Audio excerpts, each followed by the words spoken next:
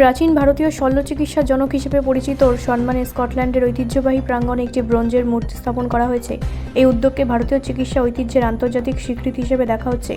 এই মূর্তিটি দান করেছে চেরুভু ফ্যামিলি ফাউন্ডেশন, যার প্রতিষ্ঠা করেছেন অধ্যাপক এবং তার পরিবার।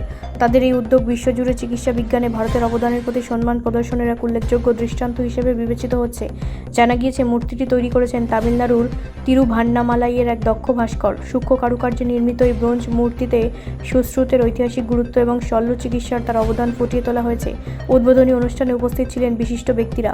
আধুনিক সার্জারির ভিত্তি স্থাপনে সুশ্রুতের অবদান অনস্বীকার্য। তার রচিত সুশ্রুত সংহিতা আজ চিকিৎসা বিজ্ঞানের ইতিহাসে এক গুরুত্বপূর্ণ দলিল।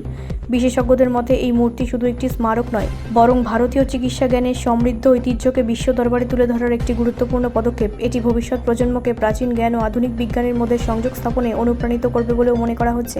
এই উদ্যোগকে স্বাগত জানিয়ে বহু ভারতীয় চিকিৎসক ও গবেষক এক গর্বের মুহূর্ত হিসেবে উল্লেখ করেছেন। ব্যুরো রিপোর্ট, রাষ্ট্রীয় প্রসার বাংলা।